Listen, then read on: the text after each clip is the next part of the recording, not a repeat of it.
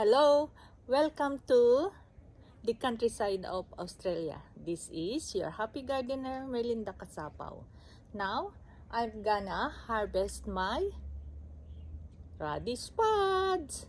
Do you know that radish pods are edible? I didn't know about that until my radish started flowering and having these pods. At first, I got upset because I cannot harvest the radish, but good thing is when I googled it, when I watched different videos, it turns out that this is a luxury because radish pods are edible. And I tried it and it tastes like radish in a pod. So I got these radish pods. Let's start picking radish pods.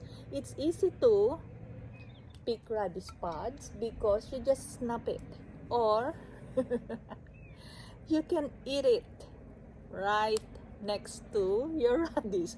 Tastes like radish. Tastes like radish. You can eat radish pods raw. You can pickle it. You can mix it with other veggies, or you can roast it. Roasted radish pods are really good. And it tastes like radish in a pod.